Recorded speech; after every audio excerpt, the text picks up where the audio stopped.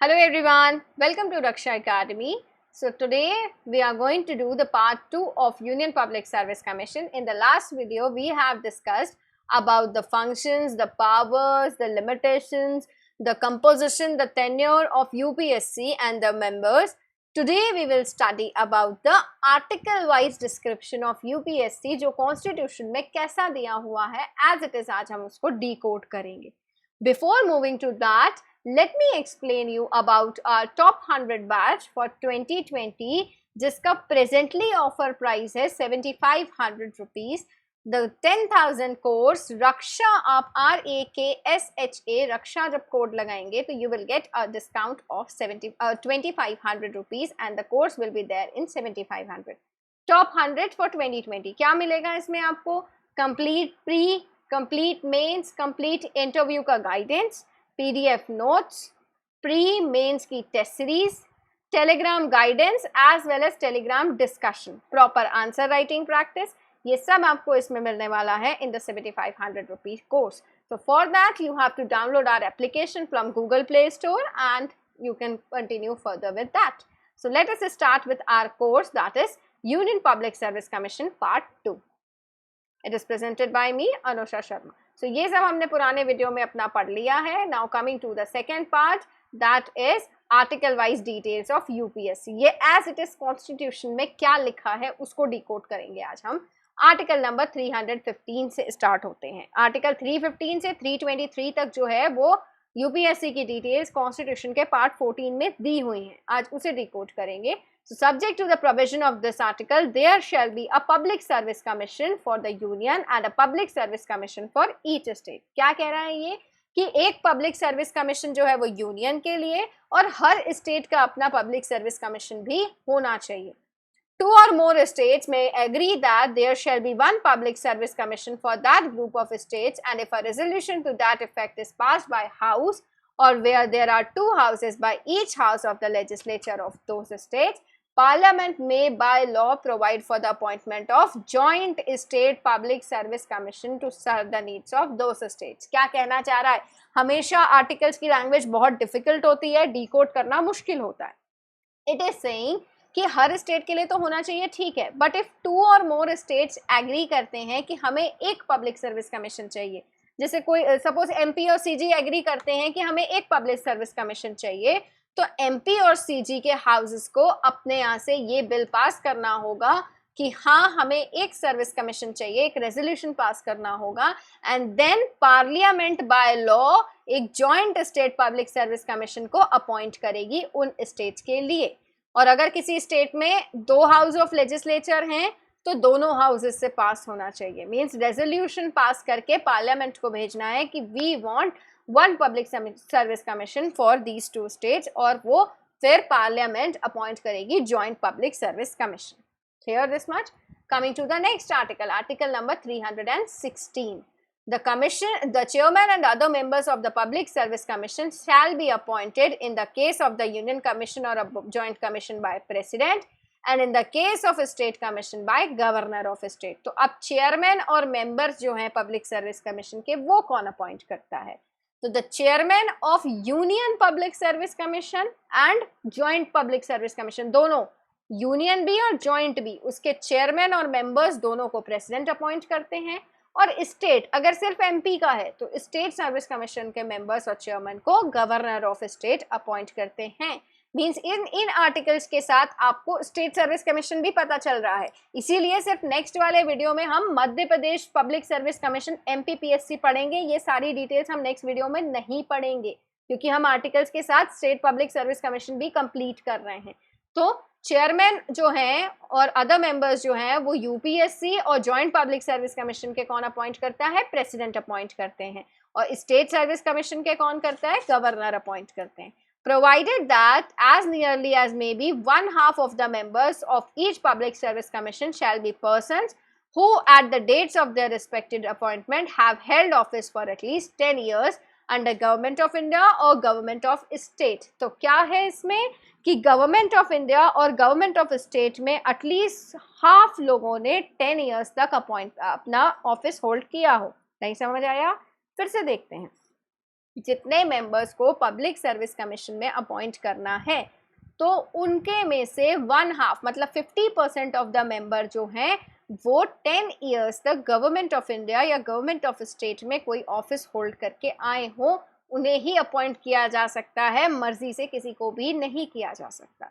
Half member should be the one जिन्होंने 10 years तक office hold किया हो, हाफ कोई भी हो सकते हैं।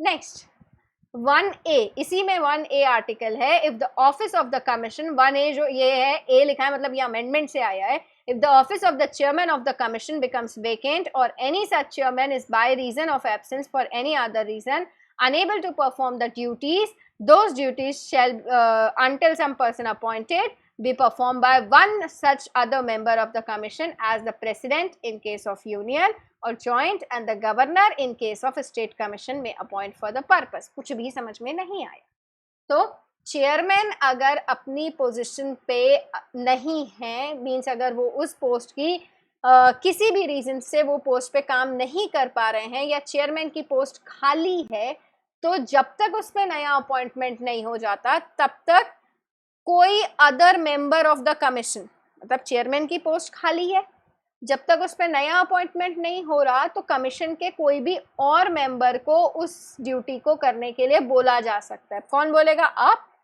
नहीं।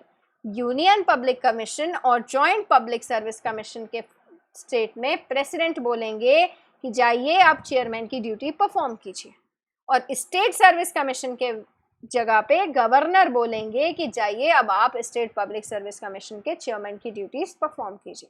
सपोज एमपीपीएससी है, एमपीपीएससी चेयरमैन पोस्ट अगर खाली है तो एमपीपीएससी के मेंबर्स में से किसी एक को वो चेयरमैन पोस्ट का काम दिया जाएगा जब तक कोई न्यू पर्सन वहाँ अपॉइंट नहीं होता। तो वो कौन करेगा? गवर्नर करेंगे। लेकिन अगर यूपीएससी के चेयरमैन की पोस्ट खाली है और किसी मेंबर को बोलना है कि you go and perform the duty of chairman, तो वहाँ पे कौन बोलेंगे? प्रेसिडेंट बोलेंगे। इतना इज क्लियर। ये था आपका आर्टिकल नंबर 316। नेक्स्ट, इसी में सेकेंड क्लॉज जो है, a member of a public service commission shall hold office for a term of 6 years on which he enters upon office or if he attains the age of 65 years in case of union and 62 years in case of joint public service commission। तो अब tenure क्या होगा? 6 साल। बिना देखे 6 साल का tenure आप लगा सकते हैं इसमें, लेकिन एज भी देखेंगे कि या तो 6 years या 65 years in case of UPSC, और या तो 6 years and 62 years in case of state और जॉइंट कमीशन। मतलब अगर यूपीएससी की मैक्सिमम एज देखें तो 65 इयर्स रहेगी, स्टेट पब्लिक सर्विस कमीशन और जॉइंट कमीशन की देखें तो 62 इयर्स रहेगी। यहाँ पे डाउट कहाँ फंसेगा? जॉइंट में, क्योंकि जॉइंट का काम सारा सेंटर से हो रहा है, प्रेसिडेंट से हो रहा है, लेकिन एज उसकी भी स्टेट के जैसी ही है, 62 years. Provided that a member of a public service commission may by writing under his hand and address in the case of the union commission or joint commission to president and in the case of a state commission to governor of the state resigns his office। अब resignation अगर resign करना है तो क्या करेंगे?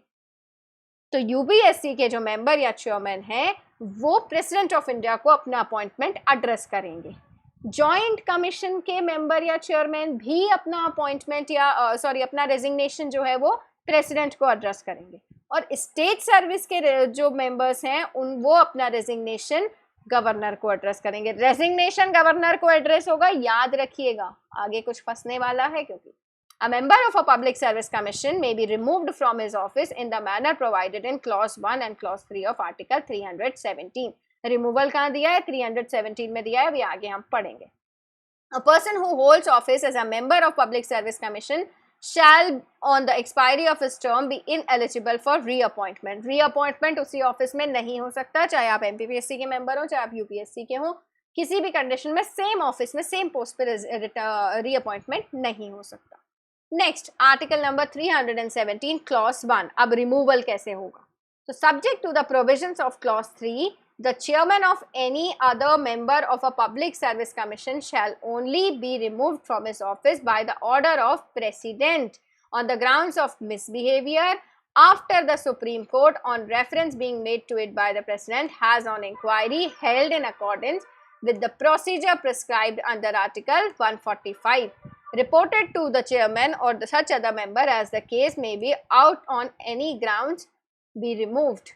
तो अब ये क्या है, चेयरमैन और member of public service commission, किसी भी, यहाँ जॉइंट और यूनियन और स्टेट नहीं लिखा है, किसी भी पब्लिक सर्विस कमीशन के मेंबर्स को या चेयरमैन को प्रेसिडेंट रिमूव कर सकते हैं, किस बेस पे, मिसबिहेवियर। अब ये मिसबिहेवियर के बेस पे अगर उन्हें निकालना होगा तो उनको मैटर जो है वो सुप्रीम कोर्ट में डालना होगा। They have to request the supreme court कि आपको इस चीज पे इंक्वायरी करनी है कि ये मिसबिहेवियर था, और if the supreme Court helds the order कि हाँ सही है ये मिसबिहेवियर था, then only that person can be removed, means the advice of Supreme Court in this case is binding। misbehavior की बात हुई यहाँ पे, अब misbehavior क्या होता है ये आगे आएगा। The president in the case of union commission or a joint commission and the governor in the case of state commission may suspend from the office the chairman or any other member of the commission till the inquiry happens। तो जब तक inquiry हो रही है supreme court में, union commission और joint commission में president, state commission में गवर्नर जो है वो सस्पेंड कर सकते हैं, गवर्नर निकाल नहीं सकते, गवर्नर के पास ये पावर नहीं होती है, रिमूव करने की पावर प्रेसिडेंट के पास ही होती है। But till the time supreme court में इंक्वायरी हो रही है, governor in case of state commission and president in case of union and joint commission वो सस्पेंड कर सकते हैं कि जब तक सुप्रीम कोर्ट में ऐसी कुछ हो रहा है, कुछ इंक्वायरी हो रही है। Next is clause 3 of article 317.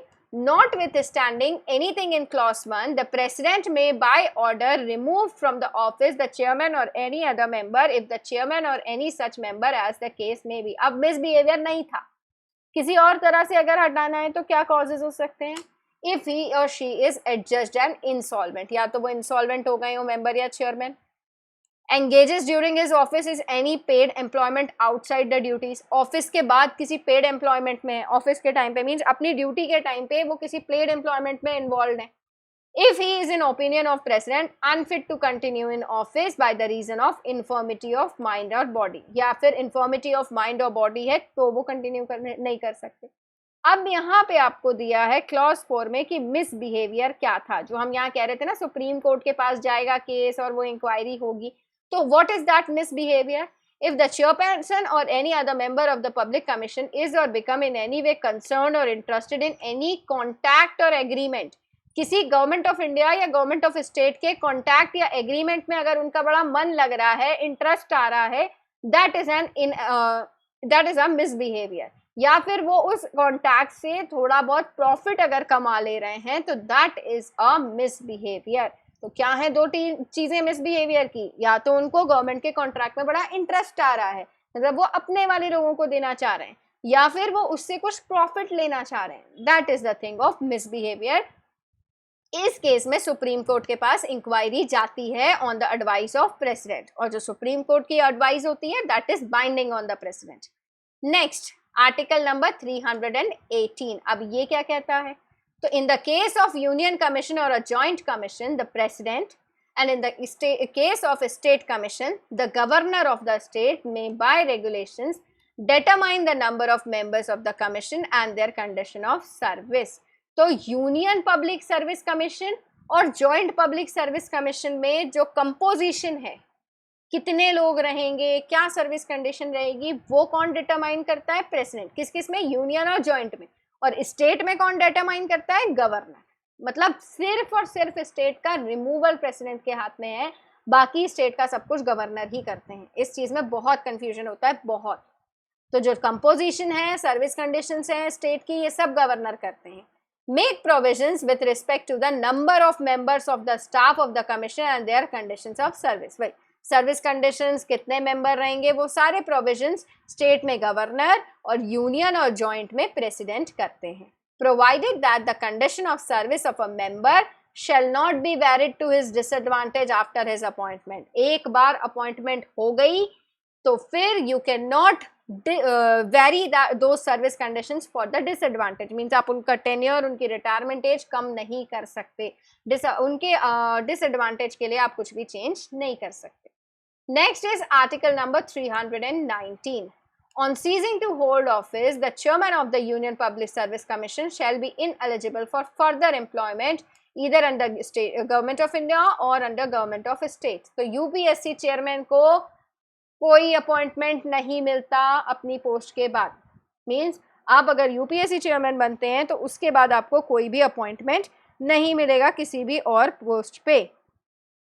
The chairman of a state public service commission shall be eligible for appointment as the chairman of any other member of UPSC or as the chairman of any other state public service commission but not for any other employment। तो अगर जो chairman है state public service commission के, मतलब कोई अगर MPPSC का chairman है तो वो यूपीएससी के चेयरमैन या मेंबर बन सकते हैं या किसी और स्टेट के पीएससी के चेयरमैन बन सकते हैं। ठीक है, फिर से अगर कोई स्टेट पब्लिक सर्विस कमीशन या एमपीपीएससी का चेयरमैन है तो वो अब इनकी टर्म के बाद या तो यूपीएससी के चेयरमैन या मेंबर बन सकते हैं या किसी और स्टेट के पीएससी के चेयरमैन बन सकते हैं। उसके अलावा कुछ नहीं, उसके अलावा कोई अपॉइंटमेंट नहीं हो सकता। A member other than the chairman of UPSC shall be eligible for appointment as the chairman of UPSC और the chairman of state public service commission. अब चेयरमैन ऑफ यूपीएससी को तो कुछ नहीं मिलना, अब जो बचे हैं यूपीएससी के मेंबर, अब उन यूपीएससी के मेंबर्स में से किसी को चेयरमैन ऑफ यूपीएससी की पोस्ट मिल सकती है या फिर वो किसी स्टेट पब्लिक सर्विस कमीशन के चेयरमैन बन सकते हैं। मींस यूपीएससी चेयरमैन तो गए, उनको तो कुछ भी नहीं मिलेगा टर्म के बाद, आप खत्म उनका रोल। लेकिन जो मेंबर ऑफ यूपीएससी हैं वो चेयरमैन बन सकते हैं या वो किसी स्टेट पब्लिक सर्विस कमीशन के भी चेयरमैन बन सकते हैं, but no other appointment in the government of India. A member other than the chairman of a state public service commission shall be appointment for as chairman। अब state PSC के chairman की post खाली हुई तो जो state PSC के members थे वो अब स्टेट पीएससी के चेयरमैन बन सकते हैं। मींस आप अपने ही ऑफिस में दोबारा नहीं आ सकते, यूपीएससी चेयरमैन कहीं भी नहीं जा सकते, बाकी अपने से बड़ी पोस्ट वो लोग ले सकते हैं। Article 320, it shall be the duty of the union and a state public service commission to conduct examination for appointment to the services of the union and the services of state respectively। तो ये तो सबसे बड़ी duty है, exam conduct करना ही है, appointment करना ही है। वो बात अलग है कि हमारा 2 साल से नहीं हुआ। It shall also be the duty of the Union Public Service Commission, if requested by any 2 or more states to do so, to assist those states in framing operating schemes of joint recruitment. तो अगर 2 state या उनसे ज़्यादा state UPSC को request करते हैं कि हमें हेल्प कीजिए तो यूपीएससी उन्हें अपॉइंटमेंट्स, ऑपरेशन स्कीम्स और फ्रेमिंग में हेल्प कर सकते हैं अगर किसी स्पेशल क्वालिफिकेशन की पोस्ट पे रिक्रूटमेंट होना है तो। The union public service commission और the state public service commission as the case may be shall be consulted. किन किन मैटर्स पे कंसल्ट करना चाहिए? रिक्रूटमेंट मैथड्स पे कि कैसे अपॉइंट करना है, क्या रिक्रूटमेंट होना है, अपॉइंटमेंट पे, प्रमोशन पे, ट्रांसफर्स पे, और या तो किसी की सैलरी कम करनी है, किसी का इंक्रीमेंट रोकना है, इन सब पे भी यूपीएससी से कंसल्ट किया जाता है। लेकिन ये जो है सब एडवाइजरी नेचर की कंसल्टेंसी है, बाइंडिंग नहीं होता। यूपीएससी ने कहा ट्रांसफर नहीं करना तो नहीं करना नहीं होता, वो तो सिर्फ एक स्टेप है कि हाँ आपको कंसल्ट करना है। कोई भी क्लेम अगर कोई सिविल सर्वेंट करता है कि हाँ मुझे ऑन ड्यूटी मैंने ये किया था, उसके अगेंस्ट में मेरे साथ लीगल प्रोसीडिंग्स हुई हैं और मेरा इतने खर्चा हुआ है, that expenditure has to be given by government, तो उस केस में यूपीएससी को कंसल्ट किया जाता है। ऑन एनी क्लेम्स और अवार्ड्स ऑफ पेंशन, अगर कोई ड्यूटी करते करते इंजर्ड हो गया है, इंजरीज हो गई हैं उसे, तो उसे अवार्ड्स या पेंशन क्या देना है क्या नहीं देना है, in that case UPSC is consulted. And it shall be the duty of a public service commission to advise on any matter so referred to them by any other matter with। तो president या governor of state जो हैं वो UPSC को बोल सकते हैं कि आप हमारे स्टेट के लिए या इस स्टेट के लिए ये ड्यूटीज परफॉर्म कीजिए। ये यूपीएससी के पास पावर जा सकती है with the help of governor और with the help of president, provided. अब आप लोग सोच रहे होंगे इतना आर्टिकल समझना क्यों है भाई? कई बार आप लोग ना बुक पढ़ के चले जाते हो और बुक में गलतियां होती है। कई बार क्वेश्चन डायरेक्ट एनसीईआरटी से होता है, डायरेक्ट कॉन्स्टिट्यूशन ऑफ इंडिया से होता है, और वो अगर बुक में गलत है तो हमारा गलत हो जाता है। Provided that the president as respects the all India service and also as respects other services तो किसी भी सर्विस के लिए या किसी पोस्ट के लिए अगर कोई भी मैटर है जिसपे कि इनको किसी पर्टिकुलर कंडीशन में यूपीएससी की हेल्प चाहिए तो यूपीएससी की हेल्प ले ली जा सकती है। लेकिन अगर कहीं पे चाहें तो प्रेसिडेंट किसी मैटर को, किसी पोस्ट को यूपीएससी के परव्यू से हटा भी सकते हैं कि ये पोस्ट, ये परव्यू जो है वो यूपीएससी का नहीं है, ये प्रेसिडेंट ने हटा दिया, तो president can remove. Next, all regulations made under the provision to clause 3 by the president or the governor of a state shall be laid for not less than 14 days before each house of the parliament। अब clause 3 क्या था? ये था कि ये जो advisory वाली बात है कि यूपीएससी को एडवाइस देनी है, तो इसका जो प्रपोजल है वो प्रेसिडेंट या गवर्नर जो है 14 डेज के लिए लेजिस्लेचर में रखते हैं कि किसी को कोई दिक्कत तो नहीं है तो बता दीजिए। 14 डेज का टाइम होता है, ये प्रेसिडेंट और गवर्नर उस चीज को, उन प्रोविजंस को हाउस में रखते हैं 14 days before. Next is article 321। आगे के तीनों आर्टिकल्स बहुत इंपॉर्टेंट हैं। An act made by the parliament और as the case may be the legislature of a state may provide for exercise of additional functions। किसी भी स्टेट का legislature request कर सकता है कि आपको ये एक्स्ट्रा फंक्शंस परफॉर्म करने हैं, एडिशनल फंक्शंस यूपीएससी को या स्टेट पीएससी को परफॉर्म करने हैं। जैसे रिसेंटली हमने देखा था कि सारे एग्जाम्स जो हैं वो that has been shifted to Vyapam, except PSC, सारे exams has been shifted to Vyapam. तो ऐसा पीएससी के साथ भी हो सकता है कि बाकी सारे exams has been shifted to PSC. तो कोई भी अगर एडिशनल फंक्शंस परफॉर्म करने हैं तो parliament in case of union और state legislature in case of state public service commission request कर सकते हैं। Next, article 322, the expenses are charged on consolidated fund. Salary, allowance, pensions सब कुछ कंसोलिडेटेड फंड ऑफ इंडिया पे और state का consolidated fund of state पे charge है, किसी के घर से नहीं लिया जाएगा। कोई पेंशन को, कोई सैलरी को, कोई अलाउंस को कम नहीं कर सकता, बंद नहीं कर सकता, बिकॉज वो चार्ज एक्सपेंडिचर है। It does not require the approval, वो होना ही है। Next and the last article which is very important, जो पूछा जाता है, it shall be the duty of union commission to present annually to the president as the report as the work done by the commission and on receipt of such report president keeps a copy with a memorandum of explaining the causes before each house of parliament। तो union public service commission जो है वो अपनी report president को देते हैं कि साल भर में ये हुआ, इस चीज का हमने मना किया, ये एक्शंस लिए गए, और फिर प्रेसिडेंट ऑफ इंडिया एक मेमोरेंडम के साथ, एक्सप्लेनिंग मेमोरेंडम के साथ उस रिपोर्ट को each house of the parliament पे ले करते हैं कि ये चीजें हुई हैं, यूपीएससी ने ये काम किया है और ये काम नहीं किया है। These things, these reports were laid down by the president on the house, both the house। It shall be the duty of a state commission to present annually to the governor of India the state a report as the work done by the commission, and it shall be the duty of joint commission to present annually to the governor of each state। बहुत important, बहुत important।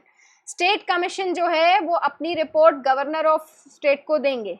अब joint service public service commission जो है वो दोनों state के governor को देंगे, प्रेसिडेंट को नहीं देंगे। जॉइंट पब्लिक सर्विस कमीशन जितने स्टेट्स का मिलके बना है वो उन स्टेट्स के गवर्नर के पास रिपोर्ट जाएगी और उन स्टेट्स के हाउस ऑफ लेजिस्लेचर, जो लेजिस्लेचर ऑफ द स्टेट है, उसमें रखी जाएगी रिपोर्ट। ऐसा नहीं है कि joint service public service commission की रिपोर्ट प्रेसिडेंट लेके पार्लियामेंट में रख देंगे, नहीं, दोनों स्टेट के गवर्नर्स के पास जाएगी, वो वहां के स्टेट लेजिस्लेचर में रिपोर्ट रखी जाएगी। So this is very important point that is to be noted. So this was about this video. This completes your UPSC from prelims perspective, from mains perspective। इसके अलावा आपको क्या करना है, आपको प्रेजेंट में जब एग्जाम होगा तब आपको ये चीज देखनी है कि यूपीएससी के चेयरमैन कौन है, यूपीएससी के मेंबर कौन है, Madhya Pradesh public service commission के चेयरमैन कौन है और Madhya Pradesh public service commission के मेंबर्स कौन है। वो Madhya Pradesh public service commission पे एक वीडियो और आएगा। This was a video of combination of UPSC and MPPSC का, UPSC and State PSC का details। Madhya Pradesh public service commission का वीडियो अलग से आएगा। So download our Raksha Academy app from the Google Play Store and keep studying। Thank you and have a nice day।